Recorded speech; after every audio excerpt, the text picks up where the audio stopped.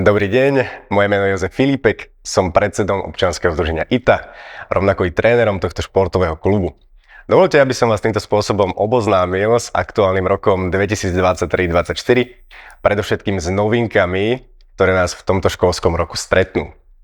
Ako prvé, v tomto roku stretne každého športovca náš štartovací balíček, ktorého obsahom je aktuálna páska a ručne robená parádna magnetka, tréningač s kodexom člena ITA, ktorý budeme vedieť predniesť aj o polnoci. Ako ďalšie, všetky členské príspevky sú v rovnakej výške ako minulý rok, s výnimkou skupín, kde sa pridávali tréningové jednotky.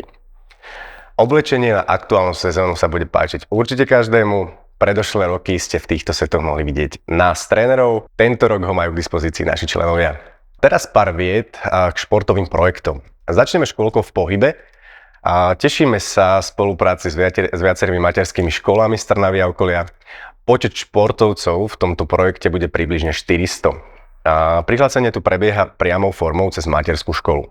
Ak by sa stalo, alebo ak sa stane, že nás vo svojej materskej škole nenájdete, športové skupiny sú pre vás pripravené pod názvom Mačkovité šelmy v poobedných hodinách, kde sa na vás tešíme. A prejdeme k základoškolákom. Takmer na každej základnej škole v Trnave máme skvelý športový tím. S určitosťou už dnes vieme povedať, že v pomere k minulému roku nás nájdete i na Angeli Meriči alebo na základnej škole v Vančurovej. Ak by nás stretol podobný scenár, nie sme na vašej základnej škole, poprípade chceme pre športovca viac tréningov, tak pohybová príprava v poobedných hodinách je perfektná alternatíva pre týchto športovcov.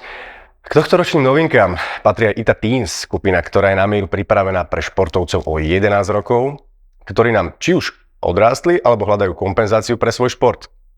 Ďalej sú novinkou úpoly, v skratke sú to športy ako napríklad judo alebo karate, kde prekonávame odpor súpera. Tieto cvičenia budú obohatené o gymnastiku a kopec cvičení na koordinačný rozvoj, alebo teda koordinačné schopnosti. No a na záver si musíme spomenúť Fit Moms, tak ako po minulé roky trénujeme v plnej paráde. Stále sa môžu dámy do týchto radov prihlásiť, rovnako ako do všetkých našich skupín nábor stále prebieha. Všetky informácie, rozvrhy, časy, priestory, dokonca mená hlavných trénerov pre dané skupiny nájdete na našej stránke www.ita.sk. Prešla tiež úpravami, veríme, že budete nadšení tak ako my. Cez túto stránku, či sociálne siete, alebo aj priamo cez prihlasovacie formuláre. Všetky cesty a vás a vaše deti dovedú k nám na športoviská, kde si povieme ako ďalej. Takže tešíme sa na vás a v mene celého našeho tímu vás pozdravujem. Ďakujem pekne za pozornosť. Vidíme sa na športovisku.